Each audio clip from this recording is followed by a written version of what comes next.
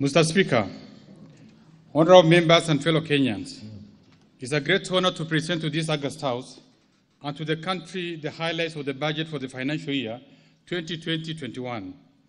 I do this in performing my fiduciary duty and fulfillment of the requirements of Section 40 of the Public Finance Management Act 2012 and the Standing Order number 241 of the National Assembly. Mr. Speaker, at the outset, allow me to take this early opportunity to express my sincere gratitude to His Excellency the President of the Republic of Kenya, Honorable Uhuru Kenyatta, for appointing me to the position of the Cabinet Secretary for the National Treasury and Planning to provide leadership in the economic and financial affairs of the country.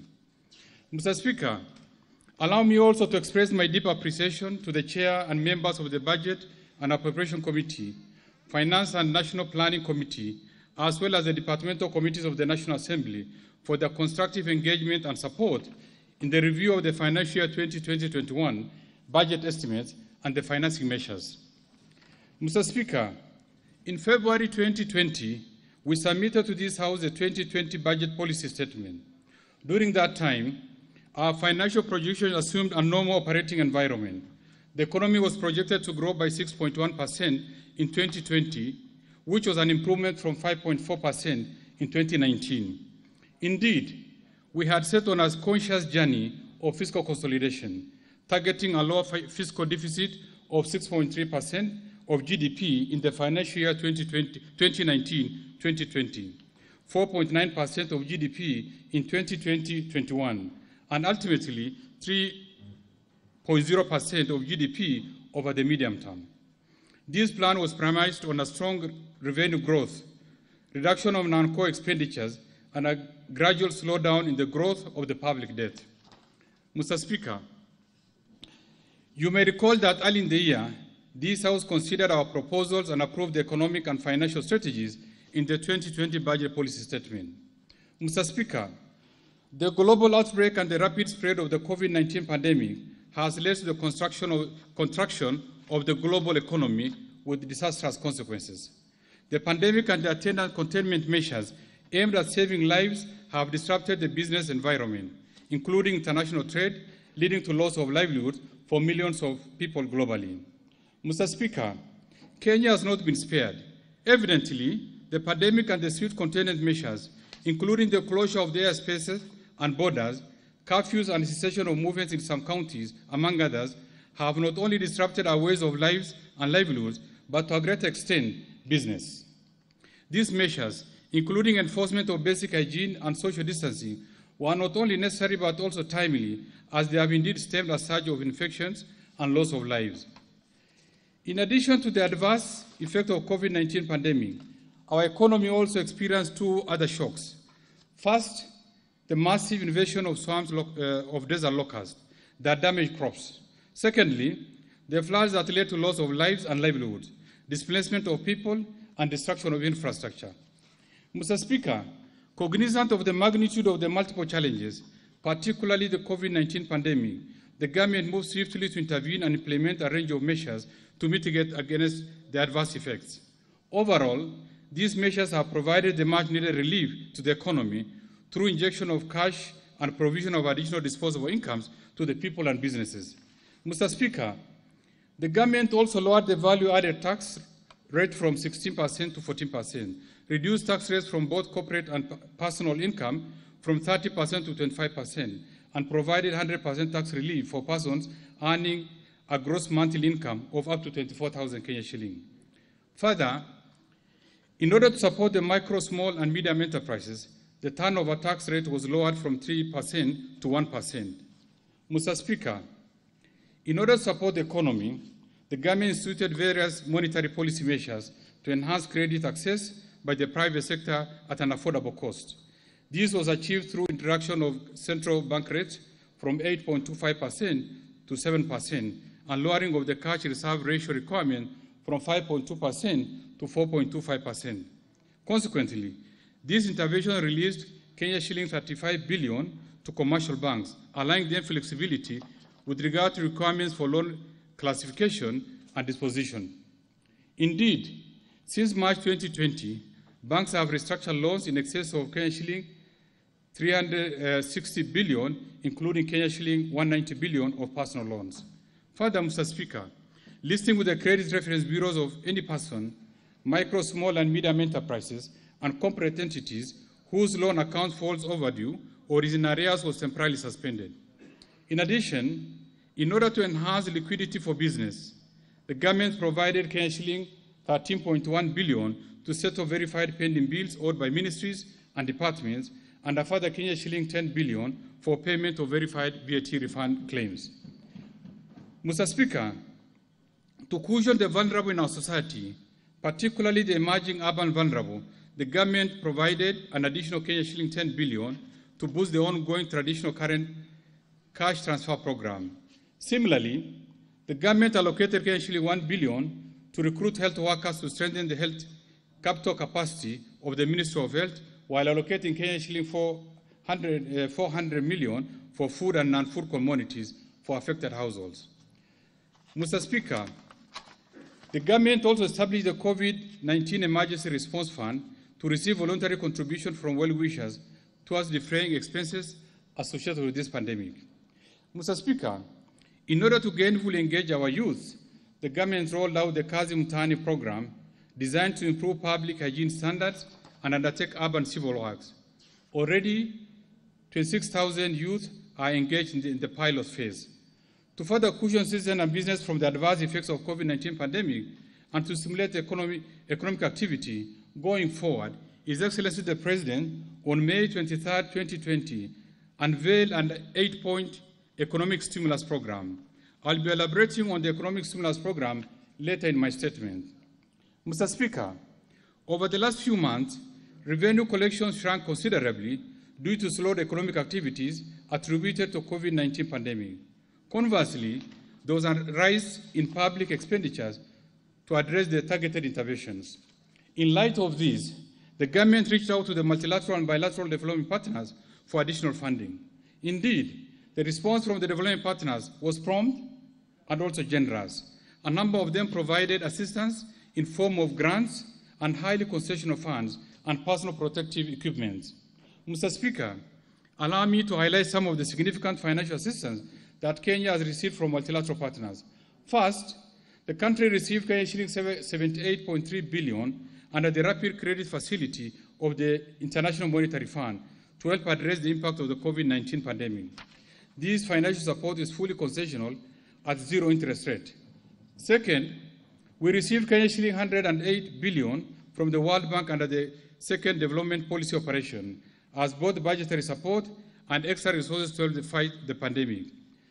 At the initial phase of the COVID-19 outbreak, the World Bank extended support of Kenya shilling 6.8 billion under the Contingency Emergency Response to the Ministry of Health for prompt preparation and response. Mr. Speaker, the government has also received Kenya shilling 22.5 billion from the African Development Bank as a concessional loan, an additional Kenya shilling 7.5 billion commitments from the European Union in form of grants. With this support, Mr. Speaker, will not only strengthen our healthcare systems with the requisite equipment, supplies, and medical personnel to respond to the pandemic, but also fund other critical interventions in the budget. We express our sincere gratitude to our bilateral development partners and multilateral institutions for standing with us during this challenging time. Mr. Speaker, the financial year 2020-21 budget responds to the current challenges facing Kenyans, businesses, and the economy at large in the wake of COVID-19 pandemic. It's in this context that we have chosen the theme for this budget as stimulating the economy to safeguard livelihoods, jobs, businesses, and industrial recovery.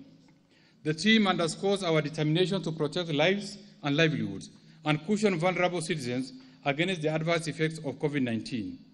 This is further expected to create and protect jobs, stimulate industrial growth, and ultimately steer economic recovery. Mr. Speaker, to sustain efforts towards the full recovery of the economy, the government is currently developing a post-COVID-19 economic recovery strategy under the leadership of His Excellency the President. The strategy will not only accelerate economic recovery, but is designed to provide a roadmap for transition to a new development framework beyond the current Vision 2030. Mr. Speaker, allow me now to highlight the economic policy context in which this budget has been prepared.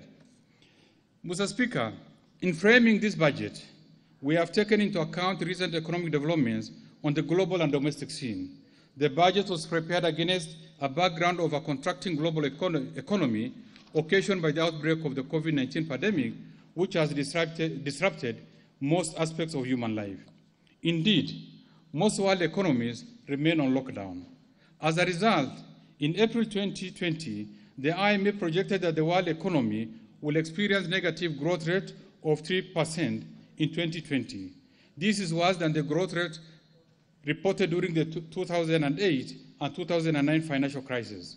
However, on a positive note, world economic growth is projected to rebound to 5.8% in 2021. Mr. Speaker, overall, economic growth in advanced economies is projected to contract by 6.1% in 2020, while that of emerging and developing countries, including China, India, Russia, and Brazil, is expected to contract by 1% in 2020. Equally, economies in sub-Saharan Africa region are projected to contract by 1.6% in 2020 before a rebound to grow by 4.1% in 2021. Mr. Speaker, in addition to the adverse effects of the COVID-19 pandemic, the Kenyan economy is confronted by the impact of desert locusts and floods that have caused deaths, displacement, and destruction of infrastructure across the country. From these three simultaneous shocks, all sectors of the economy have been adversely affected. Agricultural sector, for example, has been hit hard by the low global demand for agricultural products, especially horticulture, tea, and coffee, among others. Further, the reduction in availability of raw materials and intermediate goods following closure of international borders has negatively affected the manufacturing sector. Mr. Speaker, taking into account the impact of these shocks on the domestic economy, growth is now projected at a lower rate of 2.5% in 2020, down from 5.4% growth recorded in 2019. Moving forward, so as to boost economic activities and foster higher growth rates, we shall not only implement a rapid economic stimulus program, but also lay down a firm post-COVID-19 economic recovery strategy. These initiatives are ultimately expected to stimulate economic activities, thereby culminating to a growth of 5.8% in 2021 and 6.5% by 2024. Mr. Speaker, as I mentioned earlier, our chosen fiscal consolidation plan has been adversely affected by the events over the last 6 months. In this respect, we are now targeting a fiscal deficit of 8.3% of GDP in financial year 2019-2020, from the previous target of 6.3% of GDP. In the financial year 2020-21, the fiscal deficit is targeted at 7.5% of GDP and is expected to improve to 6.1% of GDP in financial year 2021-22. Mr. Speaker, having outlined the economic policy context for this budget, the rest of my statement will outline specific measures aimed at stimulating the economy so as to safeguard livelihoods, including jobs, businesses, and facilitate faster industrial recovery. I will thereafter present a fiscal framework that sets out the resource envelope underpinning this budget and enumerate spending priorities. Finally, I'll provide highlights of tax and other policy measures that we are proposing to support economic recovery. Mr. Speaker, in addition to the recent shocks experienced by the economy, we are still confronted by the perennial challenges of high incidence of poverty and unemployment, frequent droughts, low agricultural and industrial productivity, inadequate decent housing, growing demands for high investment in the health sector, inadequate revenue, and other forms of financing and governance-related issues. Mr. Speaker, these challenges, including the devastating effects of COVID-19 pandemic, require bold actions if we are to position our country on a sustainable economic growth trajectory. Through this budget, therefore, Mr. Speaker, our focus will be, first, to roll out an economic stimulus program that will catalyze economic activity, provide livelihoods to Kenyans, and enable businesses to recover from the adverse effects of COVID-19 pandemic. I will shortly enumerate the various initiatives under their funding.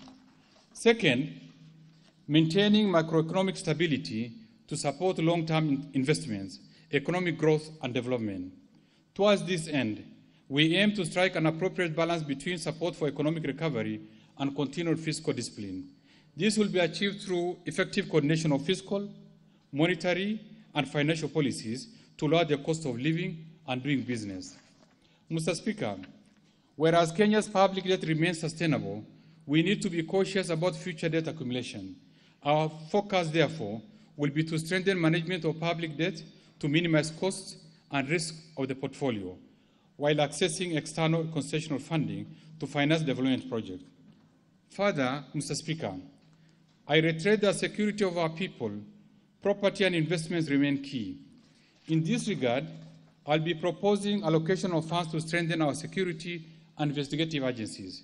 This is because a secure and conducive business environment will attract foreign direct investment that is necessary for economic recovery. Third, to support the recovery and growth of micro, small, and medium enterprises through various interventions, including operationalization of the Credit Guarantee Scheme. Mr. Speaker, to further expand opportunities for local enterprises and micro, small, and medium enterprises, we shall gazette and enforce the list of items for local procurement to promote the Buy Kenya, Build Kenya initiative.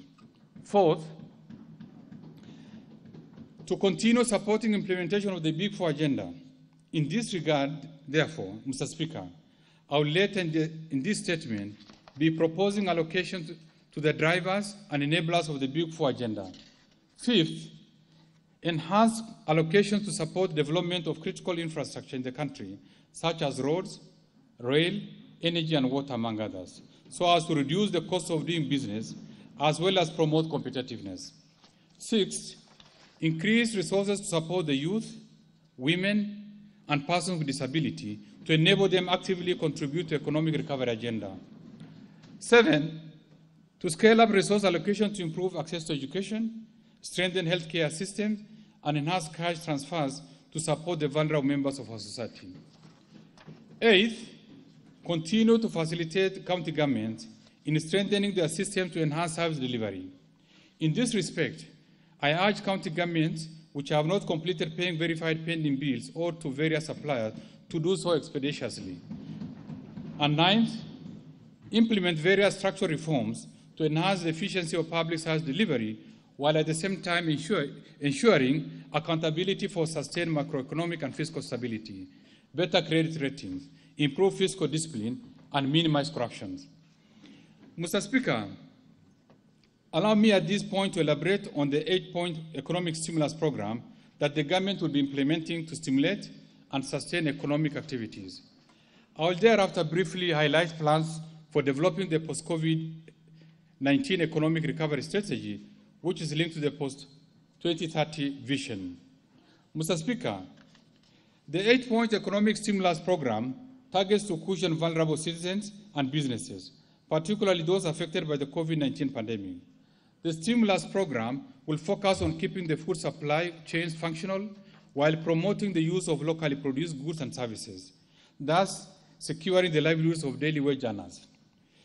Mr. Speaker, we have set aside Kenya shilling 56.6 billion to cater for the various thematic areas of the program. Mr. Speaker, in the first theme covers the infrastructure and is designed to rehabilitate road networks across the country as a direct response to the damages occasioned by the recent heavy rains. The rehabilitation of access roads and footbridges will optimize the use of local labor and materials, thereby generating short-term employment for thousands of youth. Towards this end, I propose to allocate Kenya shilling 5 billion for rehabilitation of the damaged access roads and footbridges. Further, Mr. Speaker, to address the issue of youth unemployment and empowerment in urban informal settlement, I have set aside Kenya shilling 10 billion under the Kazi Mtaani program. This Kazi Mtaani program will be targeting unemployed youth in the major cities and urban settlements of Nairobi, Mombasa, Kisumu, Eldoret, Nakuru, and other major towns across the country. The youth will be engaged in fumigation, stormwater drainage works, cleaning of markets and informal settlements, rehabilitation and maintenance of access roads, footbridges and footpaths, and other environmental management activities. The Kazi Mtaani program targets to employ at least 200,000 youth. Mr. Speaker, the second theme seeks to improve education outcomes in the country. The objective is to get thousands of unemployed teachers off the bench and into action as intern teachers, while also supporting local artisans and builders' businesses. To meet this commitment, Kenya shilling 7.4 billion has been proposed.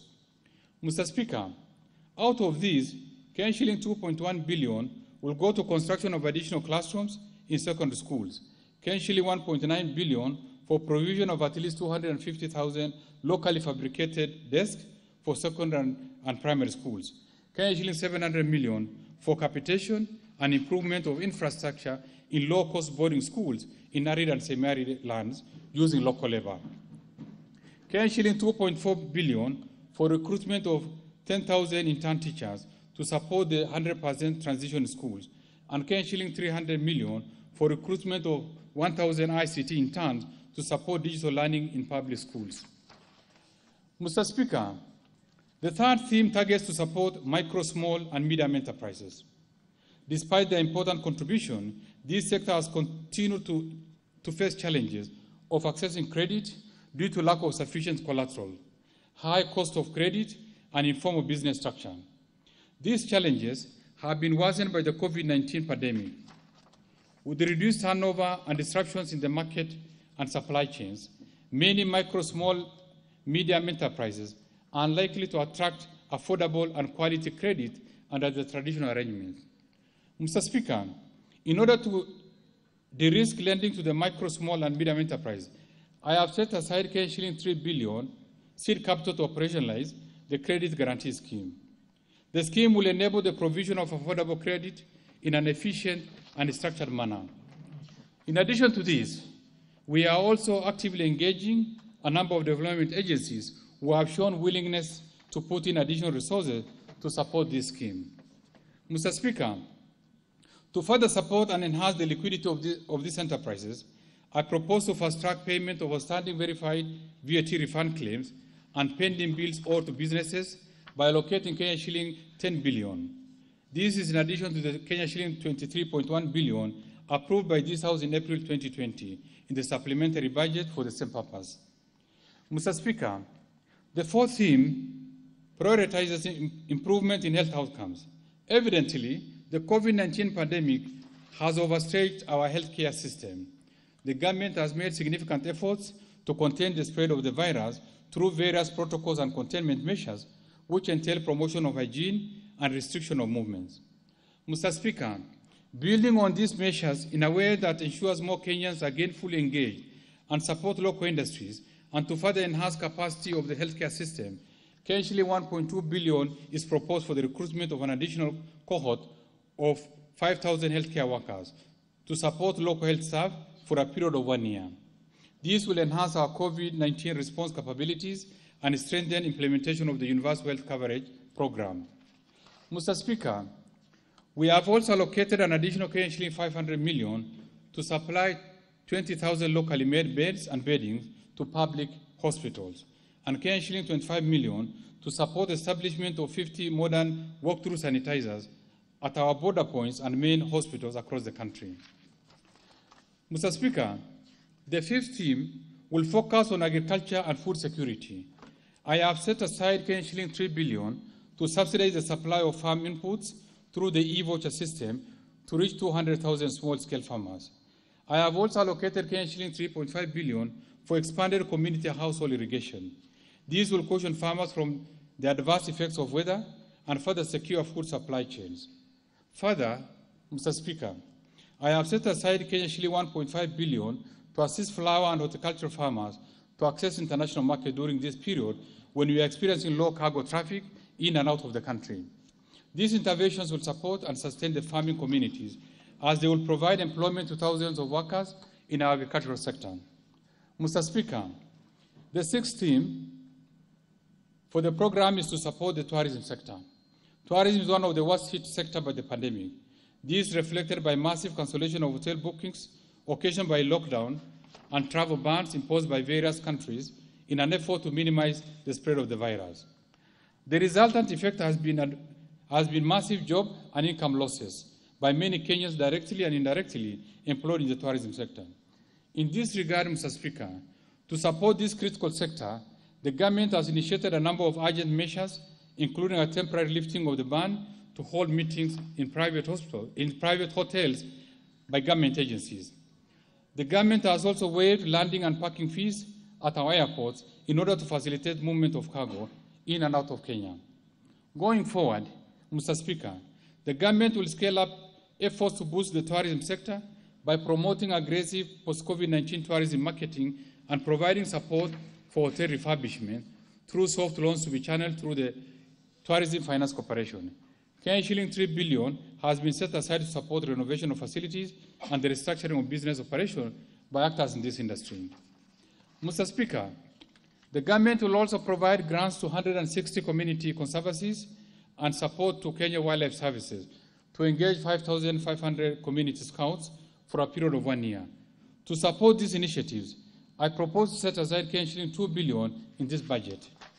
Mr. Speaker, the seventh theme seeks to improve environment, water and sanitation facilities, as well as mitigate the adverse effects of flood. On this, I have set aside Kenya 1 billion to support flood control using local labor in the most affected areas. I have also set aside Kenya 850 million to cater for rehabilitation of wells, water pumps, and underground tanks in nasal areas using local labor, and Kenya 540 million to enhance tree planting program across the country using locally sourced seedlings. Mr. Speaker, the eighth and the final theme of the stimulus program is manufacturing. In this area, the government will promote the Buy Kenya, Build Kenya policy. To this end, we propose an initial investment of Kenya 600 million to purchase locally assembled vehicles. This will sustain the operation of local motor vehicle manufacturers, which is aimed at safeguarding jobs. Mr. Speaker, I further propose an allocation of Kenya 712 million to provide credit targeted to micro, small, and medium enterprises in the manufacturing sector.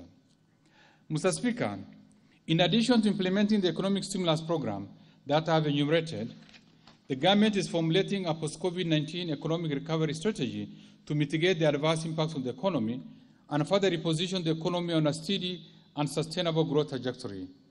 Mr. Speaker, the post-COVID economic recovery strategy will focus on the following. 1, sound macroeconomic policy framework to support a higher sustainable economic growth that will address the challenges of poverty, unemployment, and income inequality. 2, adequate local and foreign resource mobilization to ensure sustainable funding of our development programs. 3, enhancing the role of the private sector in the economy, including financing infrastructure projects from diverse sources such as public-private partnership and lease financing.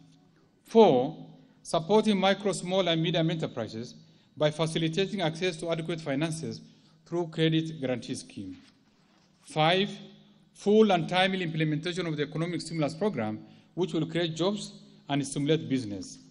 6, investment in the ICT and digital infrastructure to support the use of digital platforms to facilitate e-commerce and efficient delivery of public services. 7, promotion of local production processes and domestic supply value chains. 8, enhancement of disaster risk management systems. 9, improvement of social protection through targeted policy interventions and programs. And 10, strengthening monitoring and evaluation systems for quality outcomes of the project. Mr. Speaker, in preparing the post-COVID-19 economic recovery strategy, we will ensure the process is all-inclusive. To this end, we'll draw inputs and ideas from diverse groups, including experts from both county and national government, private sector, development partners, academia, and research institutions, and other relevant stakeholders. Mr. Speaker, it's also important to note that we are less than 10 years to the end of our long-term development blueprint, the Kenya Vision 2030. As we conclude this implementation, we need to think of the next development framework for this country. In this respect, Mr. Speaker, the preparation of the next long-term development plan will benefit from this post-COVID-19 economic recovery strategy. The new plan, beyond the Kenya Vision 2030, will take cognizance of the transition of sustainable development goals of United Nations and the African Union Agenda 2063. This will be a precursor to 100 years of Kenya's independence celebration. Mr. Speaker, to improve the business environment, increase efficiency in public service delivery, and enhance accountability and transparency in our conduct of business, I propose the following structural reforms. Mr. Speaker, since enactment, the Public Procurement and Asset Disposal Act 2015 has been operating without the supporting regulations. However, I am pleased to report that the Public Procurement and Asset Disposal Regulations 2020 have been published and are awaiting parliamentary approval. These regulations seek to enhance uniformity of operations across the procuring entities and promote the local economy through affirmative interventions on preferences and reservations. On e-procurement, Mr. Speaker, the government has finalized the e-government procurement strategy. According to this strategy, the government will procure and roll out an end-to-end e-procurement system by end of December 2020. Under the e-procurement system, all procurement processes will be undertaken on an online platform where benefits will accrue to the government procuring entities in terms of cost reduction, speed, transparency, accountability, and visibility. Mr. Speaker, in order to ensure the growth and sustainability of enterprises owned by women, youth, and persons living with disability, the National Treasury has re-engineered the access to government procurement opportunities portal to enable real-time registration and transparent monitoring of the implementation of the scheme. The system has also been linked to other government institutions, including Kenya Revenue Authority, National Council for Persons with Disability, Registrar of Companies, and IFMIS to facilitate faster verification and reporting. In addition, Mr. Speaker, the National Treasury has directed all procuring entities to ensure prompt payment for all contracts performed by these target groups. Mr. Speaker, allow me to focus my attention on the construction industry, where I believe we can create the much-needed jobs for the youth by hiring local contractors. The government is aware that local contractors in general have had challenges of undertaking infrastructure projects due to limited technical, financial, and managerial capacities. This has resulted in participation of more foreign contractors in local contracts at the expense of local contractors. In this respect, the government will review the contracting framework for infrastructure projects in the country with a view of ensuring participation of local contractors in local contracts. These will retain domestic revenues within the country and create jobs for the youth contractors. Mr. Speaker, the restrictions placed on businesses and services as a result of COVID-19 pandemic have had significant adverse effects on the performance of strategic state-owned enterprises offering essential services. Given the contingent liabilities that may arise thereof, I have constituted a technical team at the National Treasury and Planning to review the challenges facing state-owned enterprises and recommend remedial actions within 90 days. On pending bills, Mr. Speaker, we have noted that several state corporations and semi-autonomous agencies hold significant amounts of pending bills owed to contractors, suppliers, SACCO remittances, and other statutory deductions. This practice should not be allowed to continue. Mr. Speaker, following a cabinet directive, the National Treasury constituted a pending bills multi-agency team to deal with the existing historical and contested pending bills. Significant progress has been made to settle some of the pending bills. I direct all principal secretaries and accounting officers to clear all pending bills in the MDAs and SAGAs, respectively. Further, Mr. Speaker, going forward, the National Treasury may withhold exchequer releases to the MDAs or SAGAs with pending bills until an approved payment plan for all pending bills is agreed upon. Mr. Speaker, the continued growth and competitiveness of our financial services sector is critical in supporting economic development. I wish to state that our financial sector remains strong and stable despite the shocks occasioned by the COVID-19 pandemic. Mr. Speaker, The banking sector remains stable and resilient, with strong liquidity and capital adequacy ratios. The Central Bank of Kenya has been closely monitoring the sector to identify vulnerabilities, especially those associated with the COVID-19 pandemic. The bank has been at the forefront and has rolled out various policy and regulatory measures to support the sector. Mr. Speaker, during the last 1 year, the government, through Central Bank of Kenya, rolled out a mobile-based service to facilitate retail investors participate in government securities, a convenience to investors during this pandemic.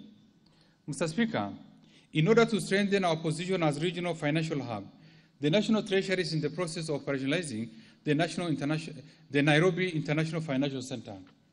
The center will play an important role in attracting investments and private capital to support economic growth, as well as mobilizing additional financing for the Big Four projects and further providing new financing options for Kenyan businesses. Mr. Speaker, to enhance the safety and integrity of our financial system, the National Treasury, together with other stakeholders, will conduct Kenya's first national risk assessment on money laundering and terrorism financing. This will assist the country's competent authorities to assign responsibilities for combating money laundering and terrorism financing to the relevant government agencies on the basis of identified risks and vulnerabilities. Mr. Speaker, the high cost of housing units and limited access to affordable long-term finance remain a leading house market constraint. To address this challenge, the government established the Kenya Mortgage Refinance Company, whose main purpose is to provide long-term funds to primary housing mortgage providers in the housing sector. In this regard, the company will offer fixed-rate long-term loans at concessional rates to mortgage providers who are expected to pass the benefit to citizens at a lower than market rates. The company has raised capital of Kenyan shilling 2 billion, while the National Treasury has mobilized additional Kenyan shilling 35 billion from development partners to support the company's operations. Mr. Speaker, in response to the COVID-19 pandemic, Kenya Mortgage Refinance Company will help to maintain adequate liquidity among primary housing mortgage providers in order to keep housing finance and the housing market functioning. This will avert potential credit crunch that will hurt lower-income households and interrupt efforts to support affordable housing.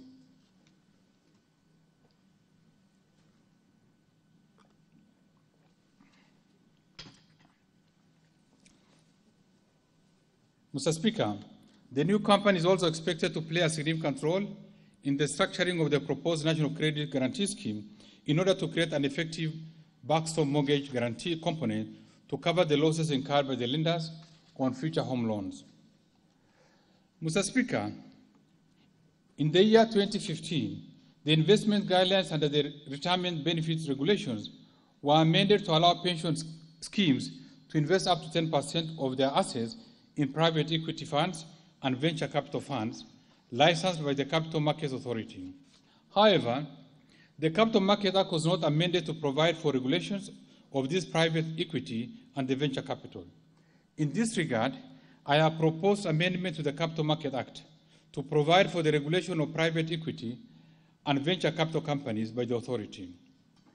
In addition, Mr. Speaker, I propose to amend the Capital Markets Act to remove the function of payment of beneficiaries from collected and claimed dividends, since these are functions currently domiciled and an unclaimed financial assets authority. Mr. Speaker, the increasing public pension budget and accumulation of pension claims remain a challenge. In this regard, the National Treasury is re-engineering and upgrading the pension systems in order to clear all pension payments backlogged by the end of the calendar year. This will pave way for a modernized pension management system that will guarantee smooth transition of retirees from a monthly salary check to a monthly pension payment.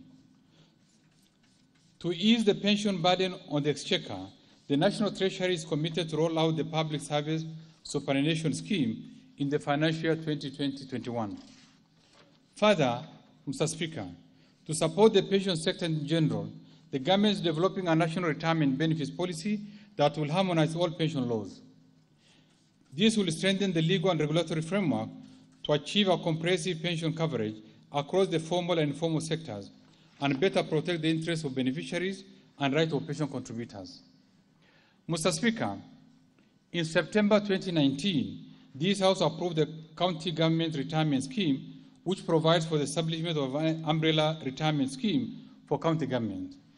Thereafter, petitions were filed in courts challenging the law, thus paralyzing its operation. To this effect, the National Treasury undertook to pursue all legal means to resolve this matter and ensure that county government employees have a scheme that safeguards members' pensions. Mr. Speaker, further, the government is working on establishing a national micro-pension scheme with a sustainable model that combines long-term saving with short-term needs that will be open to all marginalized informal workers who constitute over 80% of Kenya's labor force. Mr. Speaker, the Retirement Benefits Authority Act does not provide for sanctions in case of failure or delay in submission of the actuarial valuation reports within the specified period. In this regard, I propose to amend the Retirement Benefits Authority Act to impose a penalty to pension schemes who fail to submit actuarial valuation reports to the authority within the specified timeline. The actuarial valuation reports are important in determining the performance of the scheme. Mr. Speaker, framework for responding to disasters in Kenya are fragmented across laws. These has hampered the ability of government to respond to disasters more effectively. To address this challenge, the government will develop a harmonized disaster risk management legal framework to guide the management of disasters in Kenya. To this end, we shall also finalize the Disaster Management Fund regulations to facilitate effective and efficient response to disasters in a more coordinated manner. Mr. Speaker, globally, climate change is a key concern, like other counties. The Kenyan economy is vulnerable to its effects. Over the last 10 years, we have experienced increased frequency and intensity of extreme weather. Mr. Speaker, in order to minimize the adverse effects of this phenomenon on the economy, we need to pursue a green economic development path. In this regard, the National Treasury proposed to tap into the green climate financing by issuing the first sovereign green bond to finance major infrastructure projects in the financial 2020-21. These proceeds will be directed towards green projects at both the national and county level. Mr. Speaker, execution of the budget for 2019-2020 has progressed well despite the challenges of reduced revenue performance. The COVID-19 pandemic has not only worsened revenue performance in 2019-2020, but will affect the revenue in 2020-21 budget. In particular, import-related taxes such as import duty, VAT on imports, import declaration fees, and rural development levy have been negatively affected due to lower imports and reduction of trade among countries. Further, other domestic taxes have been severely affected by declining incomes and depressed consumptions.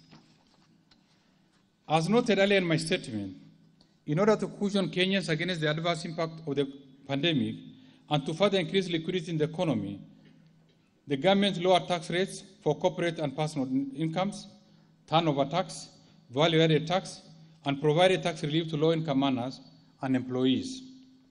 These measures are estimated to cost the Exchequer Kenya 172 billion in revenue foregone by government in one financial year.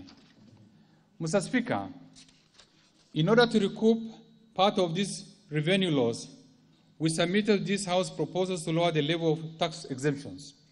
It is important to note that in the year 2018, the tax revenue foregone by government through tax incentives, or for that matter exemptions, amounted to Kenya shilling 535 billion, or 6% of GDP, which is considered one of the highest levels globally. Whereas these tax incentives are well intended, they have limited the capacity of government to fund critical expenditures. In addition, a critical review of the incentive shows that consumers have not benefited through commensurate reduction in cost of the goods and services.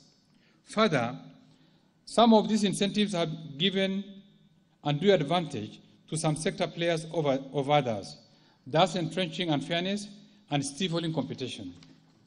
Mr. Speaker, This therefore necessitated a review of the existing laws incentive regime with a view to minimizing distortions and providing a level playing ground for all taxpayers.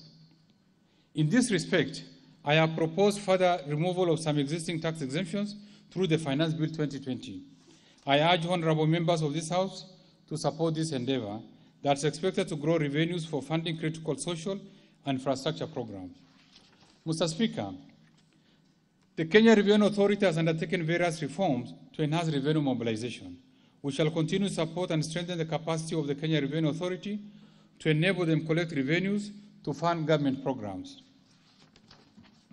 Mr. Speaker, the fiscal framework for 2020-21 budget and the medium term has been revised to take into account the adverse impacts of the pandemic on revenue performance.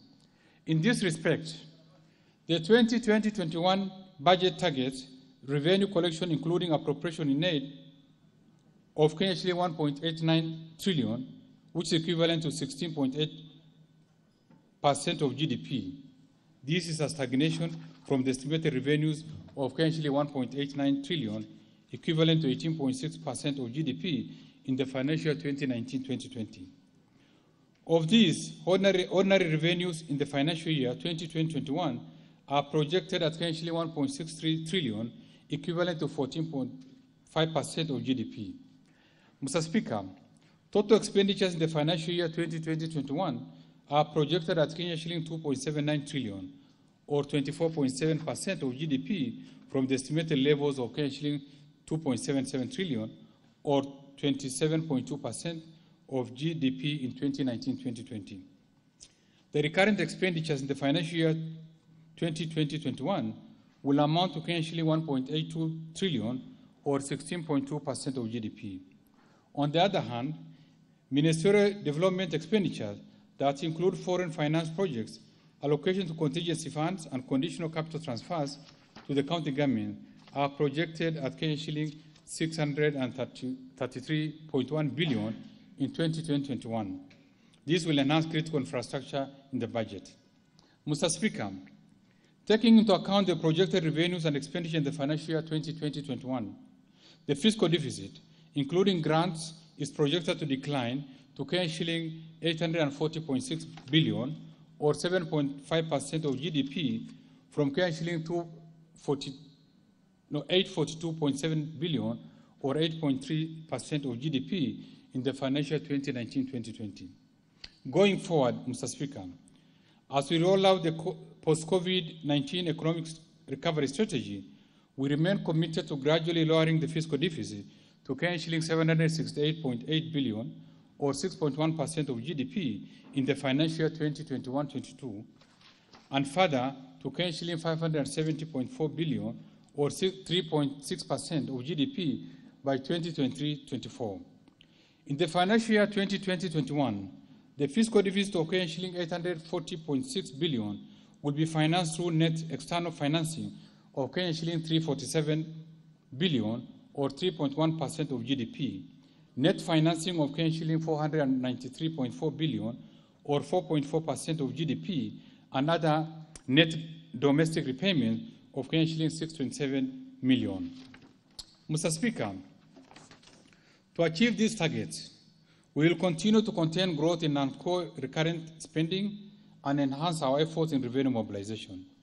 In this respect, we shall closely monitor the economic impact of COVID-19, and once the economy recovers, we'll review our fiscal plan, including tax measures, to strengthen public finances to sustainably fund our development agenda. Mr. Speaker, the government is concerned about perennial low absorption of donor funds that has denied Kenyans the full benefit of this financing. To remove impediments in the project's implementation and scale up absorption of donor funds, the government will put in place appropriate policies and administrative measures. These may involve reallocation of funds from slow-moving projects or non-starter projects to other priority projects and programs to minimize payments of unnecessary fees and charges. Mr. Speaker, let me turn to the state of our public debt.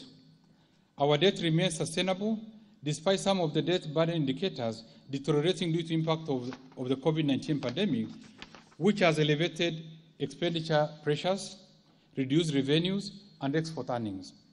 The debt burden is projected to decline over the medium term in line with the fiscal consolidation plan and implementation. Going forward, Mr. Speaker, the government is committed to implement the 2020 medium-term debt strategy, which recommends a shift towards concessional external borrowing and lengthening of maturity structure of the domestic debts.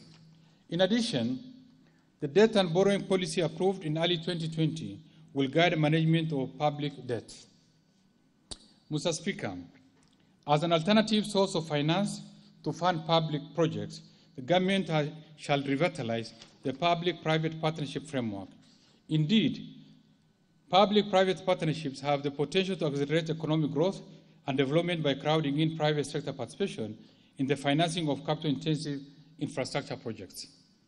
Mr. Speaker, the reforms in this area will include amending the PPP Act to remove unnecessary approvals and redundant processes, as well as restructure and strengthen institutions responsible for implementing such projects.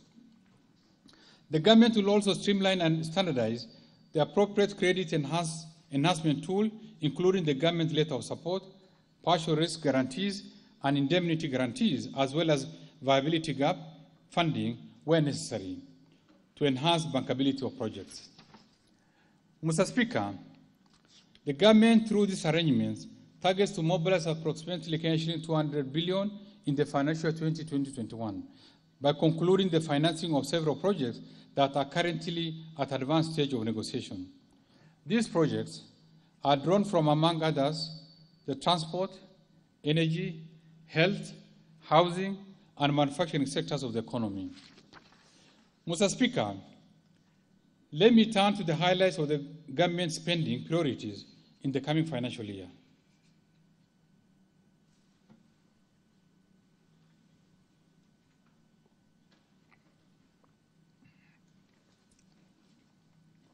The total program spending for the financial 2020-21, excluding redemptions, amounts to shilling 2.79 trillion.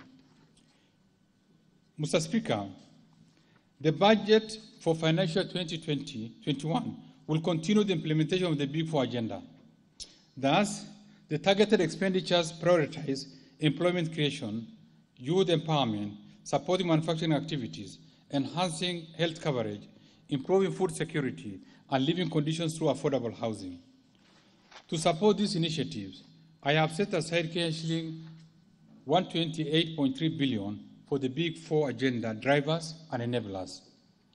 Mr. Speaker, the government continues to prioritize healthcare by scaling up universal health coverage to all the counties.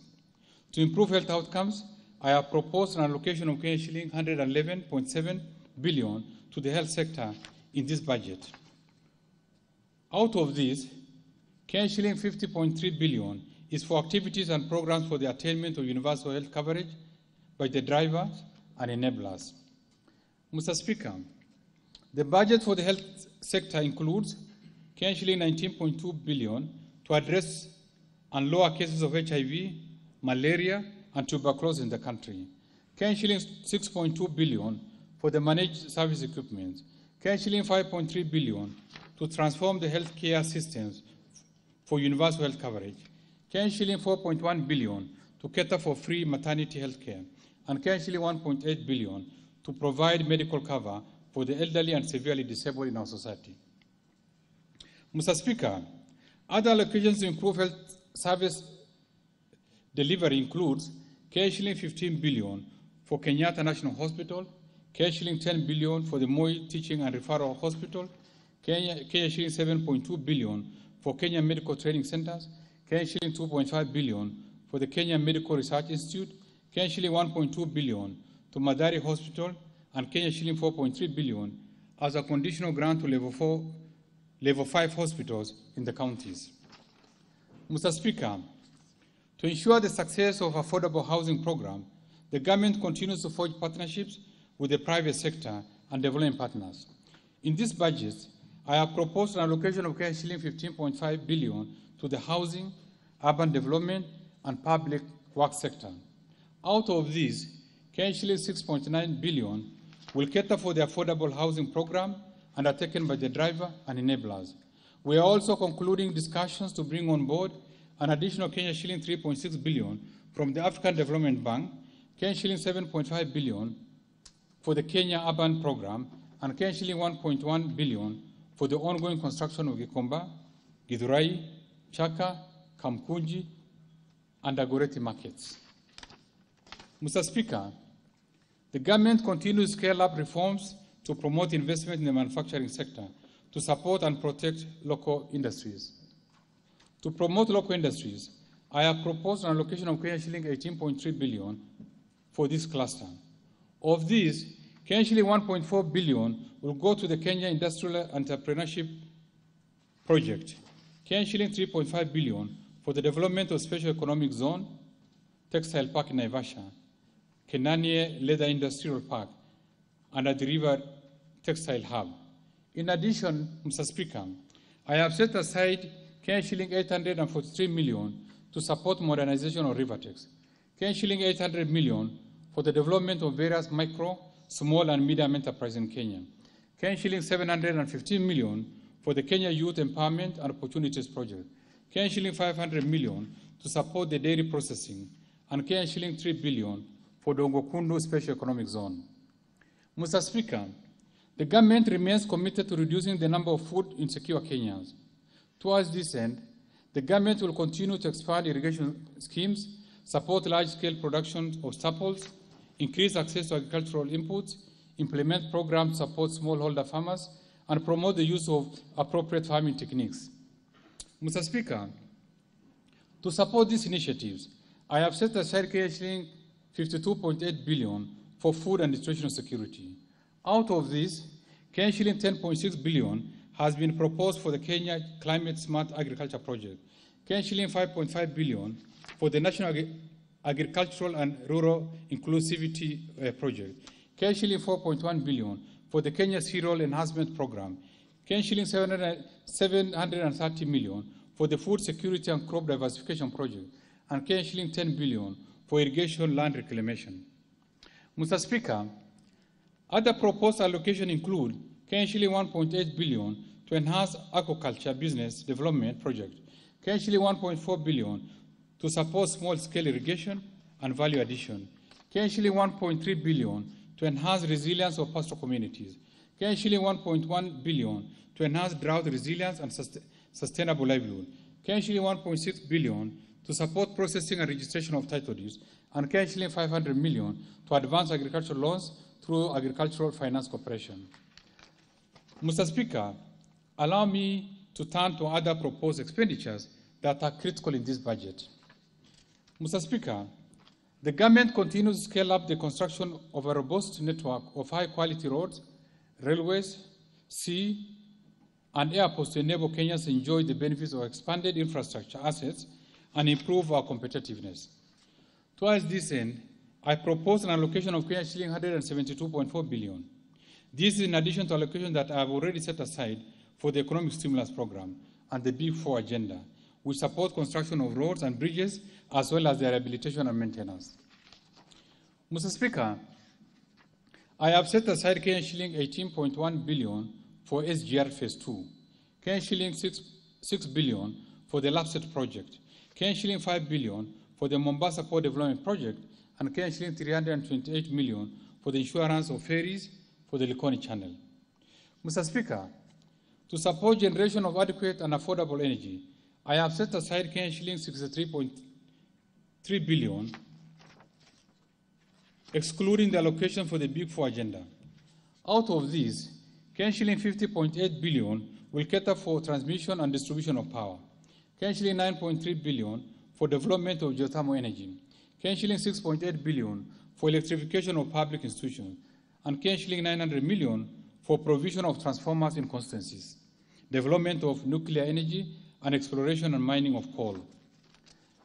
Mr. Speaker, ensuring a safe and secure environment is vital in our drive to attain economic transformation. Towards this end, government will strengthen the security agencies by equipping them in order to increase their effectiveness and rapid response to incidents of crime.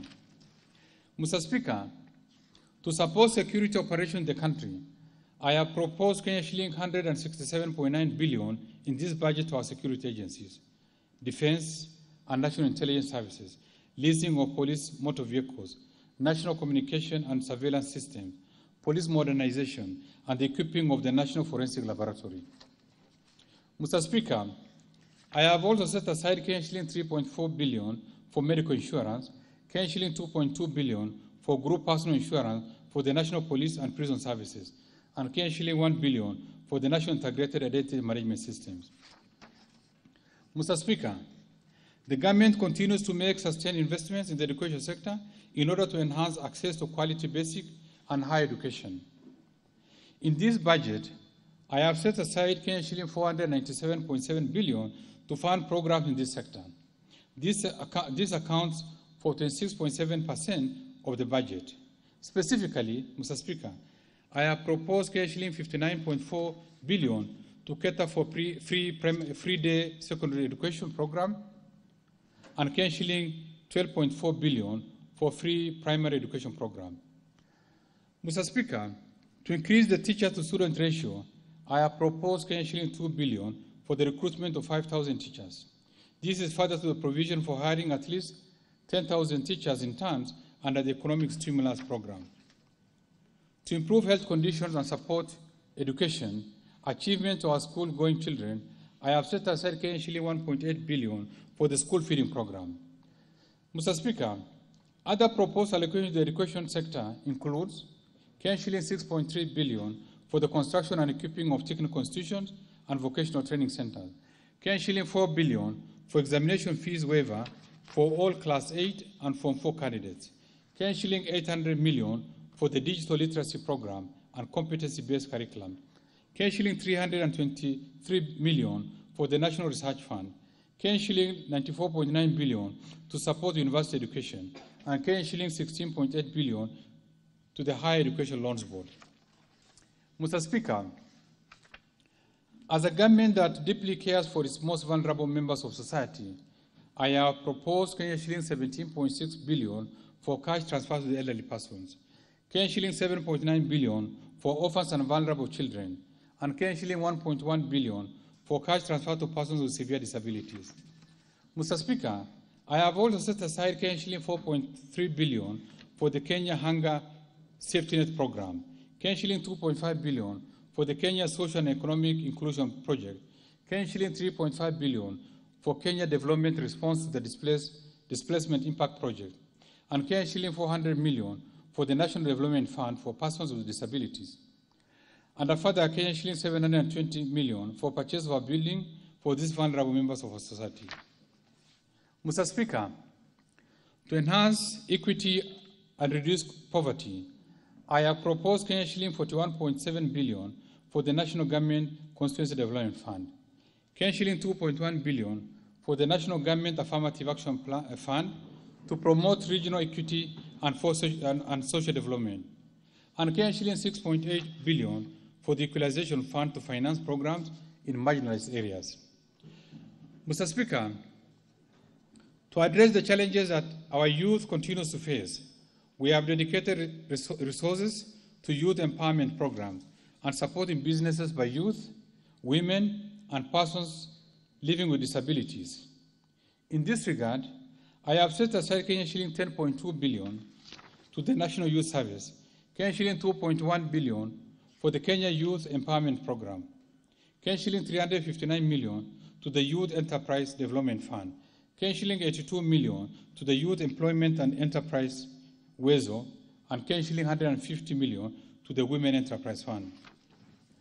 Mr. Speaker, our prosperity as a country is to a larger extent hinged on our ability to take full advantage of the rapid technological advances. For this reason, Mr. Speaker, the government continues to invest in this area to boost digital literacy and skills, as well as expand digital infrastructure to improve access to affordable broadband connectivity. In this budget, Mr. Speaker, I have proposed shilling 14.9 billion to fund initiatives in the information communication technology sector. Specifically, shilling 700 million for the government shared services, shilling 800 million for the digital literacy program, and shilling 1.2 billion for rehabilitation of national optic fiber backbone phase 2 expansion cable.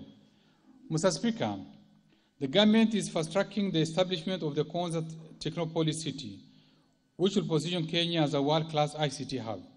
For this reason, I have enhanced allocation to the project by setting aside shilling 6.3 billion for the horizontal infrastructure phase 1 for Konza, shilling 400 million for the ongoing construction of Konza Technopolis Complex phase 1B, and shilling 5.1 billion for Konza Data Center and Smart City Facilities project. Mr. Speaker, sports, culture, tourism, and arts contribute immensely to our economic development by boosting job creation for our youth and generating foreign exchange. To support this sector, I propose an allocation of shilling 14 billion to the Sports, Arts, and Social Development Fund.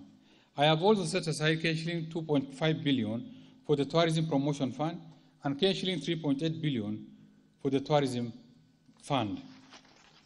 Mr. Speaker, the government continues to invest in clean water supply and put in place measures to control floods and harvest rainwater, as well as protect the environment.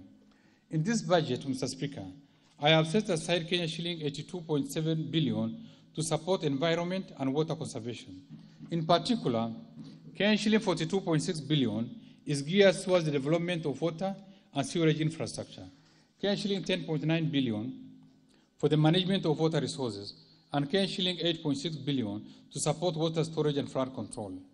This includes shilling 500 million earmarked for the initial works for the construction of Kurusoin Dam along River Nyando, and shilling 1.3 billion for water harvesting and storage for irrigation. Mr. Speaker, I have also set aside shilling 10.9 billion to support conservation of forests and water towers, shilling 10 billion for irrigation and land reclamation, shilling 10.8 billion for wildlife conservation and management, shilling 2.7 billion for environmental management and protection, and shilling 1.6 billion for meteorological services. This allocation excludes the provision under the Economic Stimulus Program and the Big Four agenda.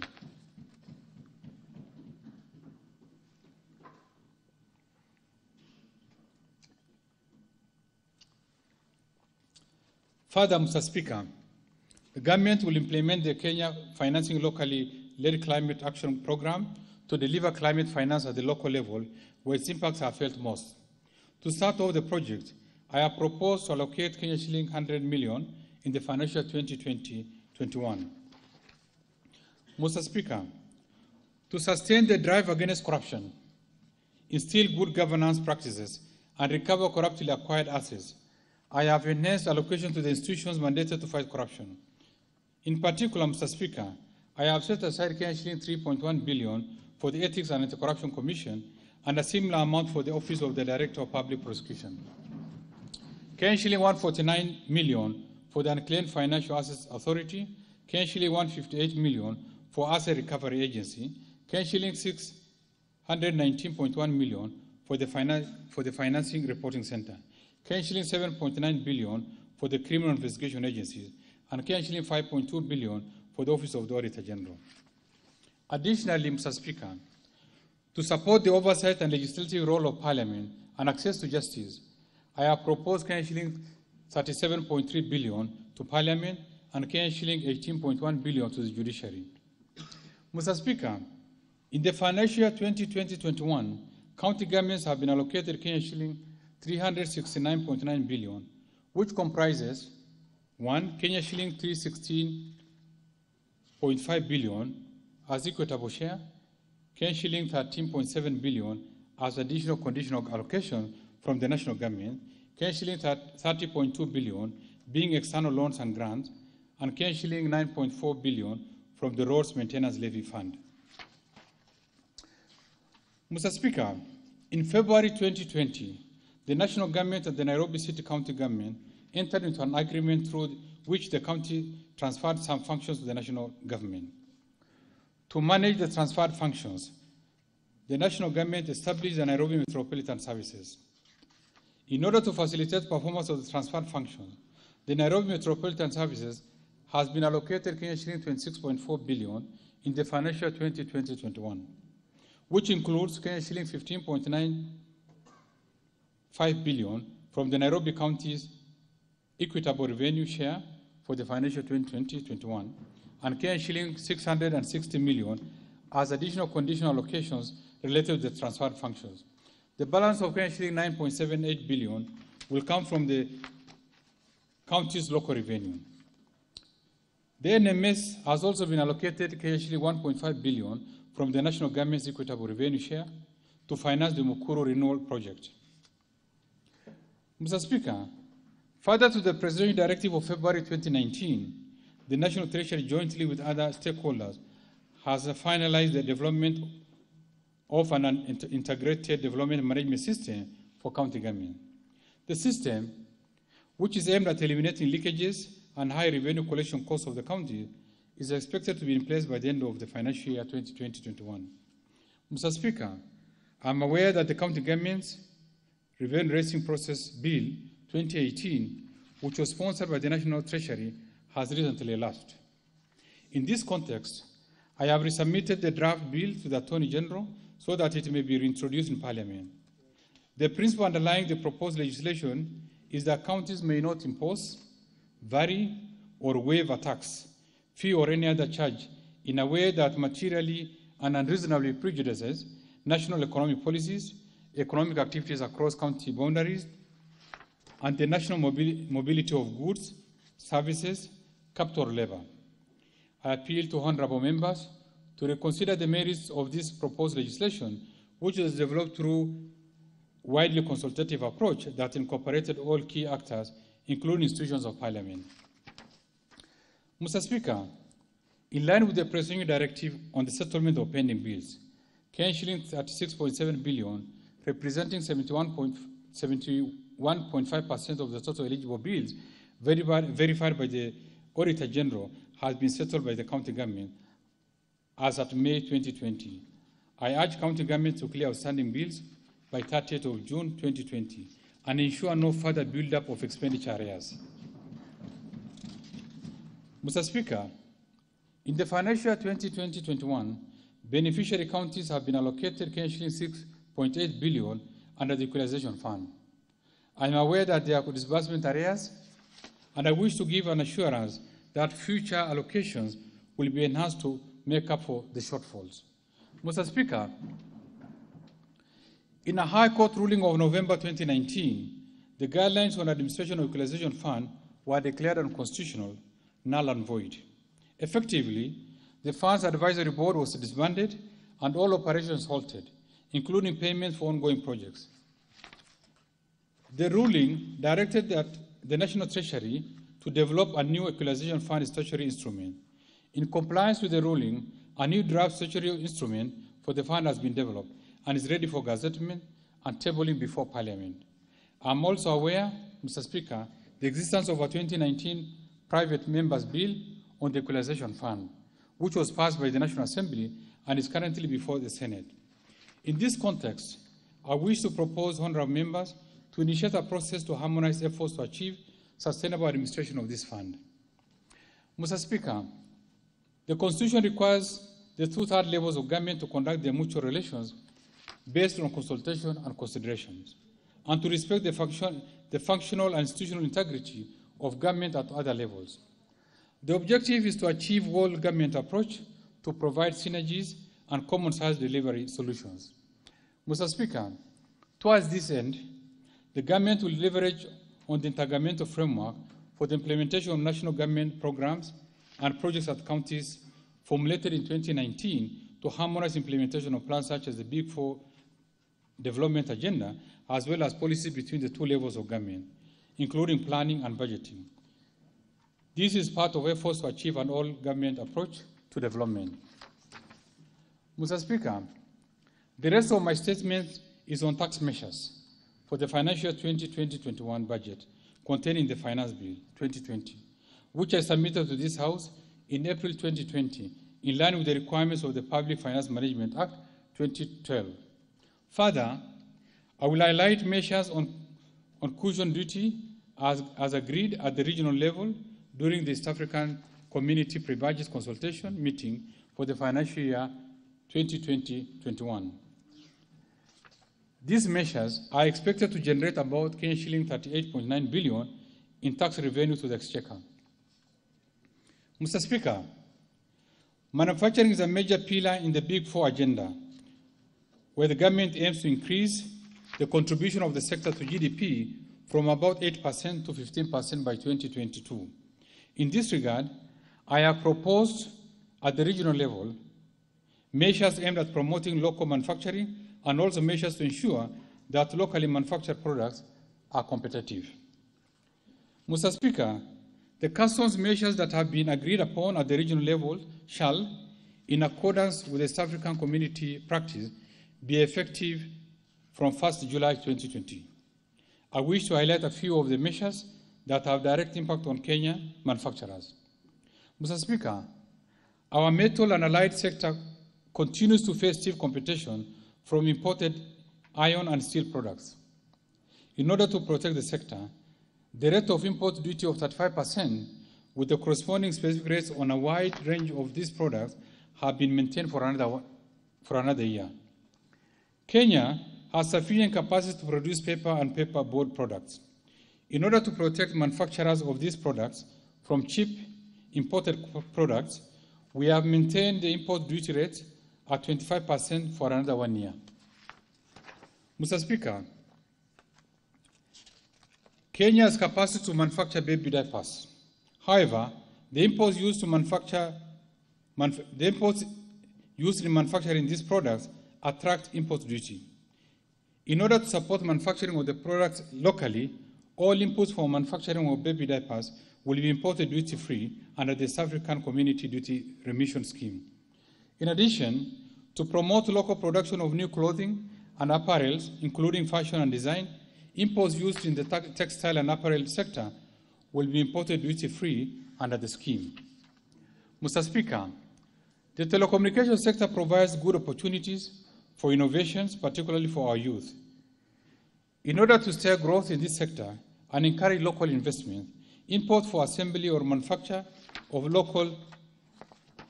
mobile phones will be imported duty-free under the South African Community Duty Remission Scheme. Mr. Speaker, leather and footwear sector has capacity for manufacturing footwear considering we have adequate raw materials. It is important for this sector to be protected from cheap imported products in order to encourage investments in the sector. In this regard, we have maintained the specific rates of duty in addition to 25% duty rate, which were granted last year. This will also safeguard government revenues by curbing undervaluation of such imported products. Mr. Speaker, there is need to protect local producers of electrical parts and accessories. In this regard, we shall be applying the imported duty rate of 35% instead of 25% on such products for 1 year. Mr. Speaker, the East African Community region has agreed to grant duty remission on raw materials and imports for manufacture of masks, sanitizers, ventilators, and personal protective equipment, including coveralls and face shield. These will enhance measures aimed at containing COVID-19 in addition to encouraging local production of such products. Mr. Speaker, as a long-term measure, the East African Community region has agreed to amend the East African Community Customs Management Act to exempt from import duty supplies for diagnosis, prevention, treatment, and management of epidemics, pandemics, and health hazards to deal with any future occurrences of such nature. Mr. Speaker, the government introduced a simplified monthly rental income tax in 2016 to enhance tax compliance. Under this regime, the rental income is taxed at the rate of 10% for individuals earning annual rent income of Kenya shilling 10 million and below. Mr. Speaker, the Kenya shilling 10 million per annum threshold has brought positive impact on tax compliance. I therefore propose to raise this threshold to Kenya shilling 15 million per annum in order to bring more landlords to the simplified regime. Mr. Speaker, some companies continue to declare losses year in, year out, hence not contributing to the exchequer in terms of tax revenue.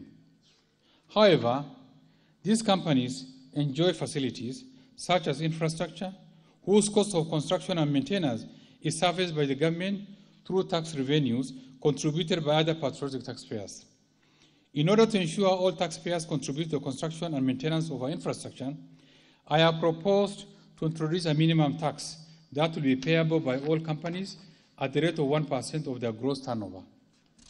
Mr. Speaker, with the first advancement in technology, many business transactions are increasingly being carried out through digital platforms.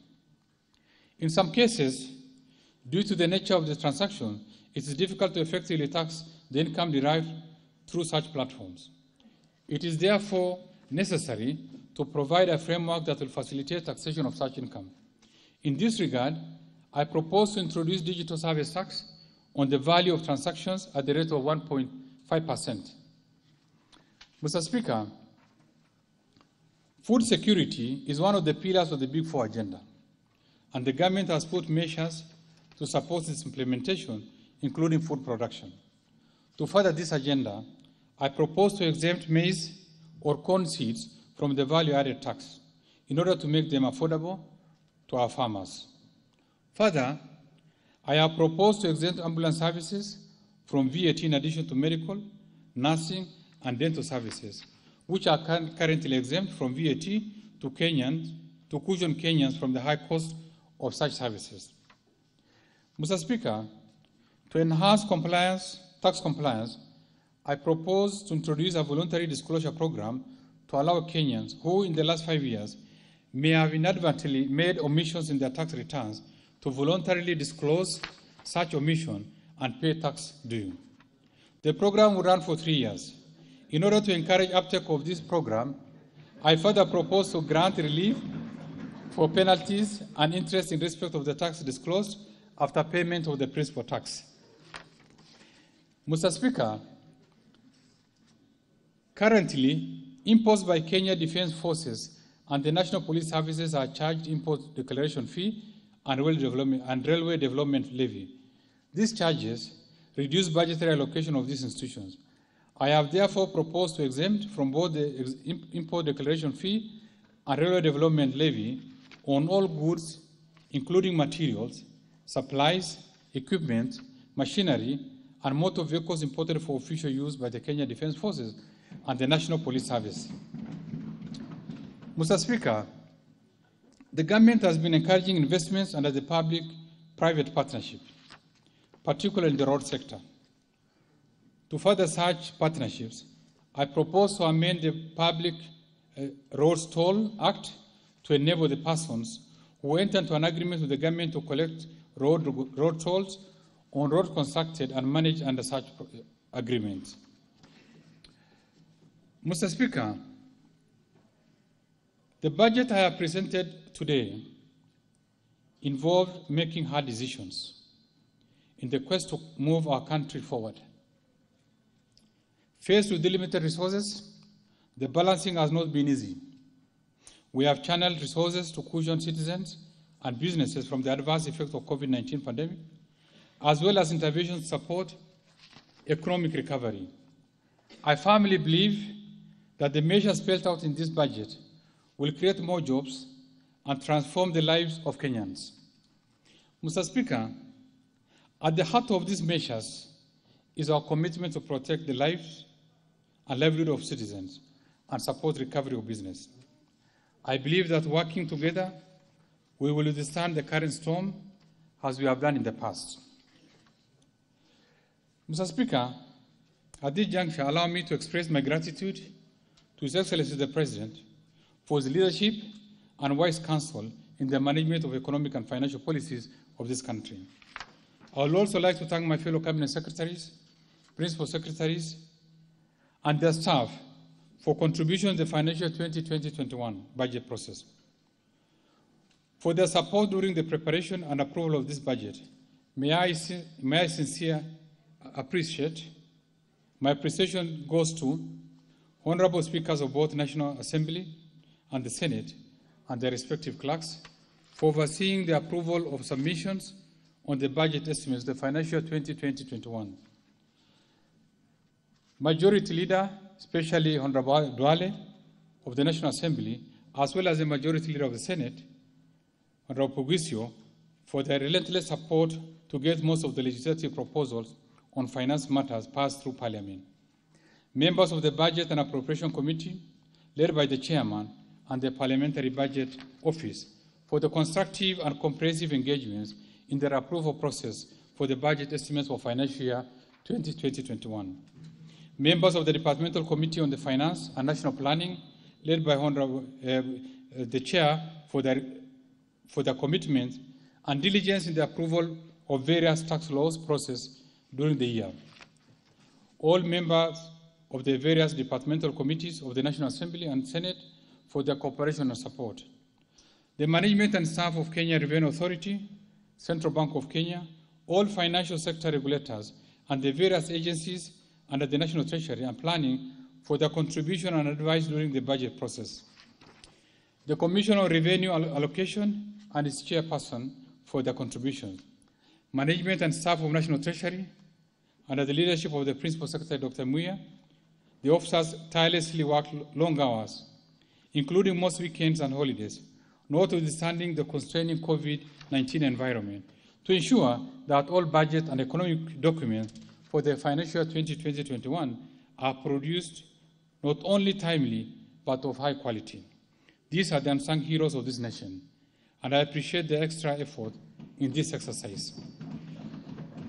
The management and staff of the State Department for Planning for the support, staff from the Attorney General's Office, our multilateral and bilateral development partners, as well as the private sector for their contribution to our development agenda through their technical and financial support, and the members of the Fourth Estate for actively keeping Kenyans informed of the developments in the country and their budget process for the financial year 2020-21.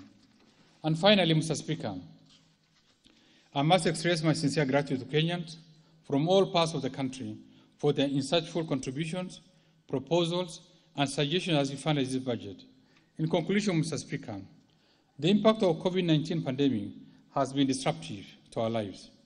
I call upon Kenyans to pull together in the fight against the pandemic. Let us give safety and security of each other a priority. Follow the mandatory guidelines issued by the government on COVID-19 prevention as the country carefully and slowly begins to reopen for business and economic recovery. Mr. Speaker, I wish to thank our gallant health personnel who are on the front line of the COVID-19 war. Indeed, we can't thank them enough. May God bless them and their families for putting their lives as a shield for the rest of us against the virus. Mr. Speaker, we cannot forget the men and women in uniform and all the security personnel for maintaining law and order and safeguarding the security of the country. Mr. Speaker, my great appreciation goes to all Kenyans for demonstrating good citizenship by cooperating and supporting the government in this fight. Together, we have made good progress, and we still need to forge forward in our Kenyan spirit that we will win this war. Equally, Mr. Speaker, our heartfelt gratitude goes to the business community, donors and individuals who continue to donate resources to the Emergency Response Fund. The private sector has equally ensured that there are food supplies on our shelves, sanitizers are readily available, as well as masks that have greatly supported the common humanity.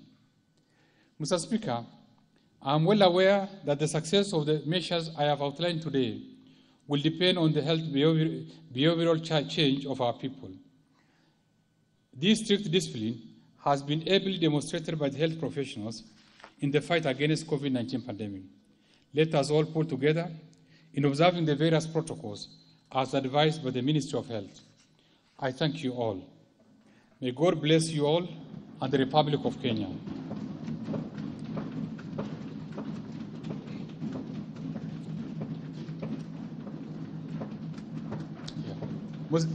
Mr. Speaker, in April 2020, I submitted the budget estimates together with accompanying documents.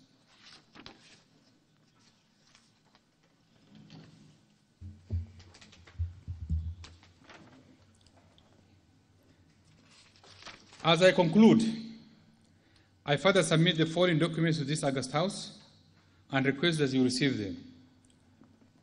1, budget statement for 2020-21 financial year, budget policy statement for the year 2020-20, estimates of the revenue grants and loans for financial year 2020-21 budget, financial statement for financial year 2020-21 budget, 2020 medium-term debt management strategy, budget highlights, the Mwananchi Guide, financial year 2020-21 budget, and finally, a statistical annex of the budget statement for the financial year 2020-21. Thank you, Honorable Speaker.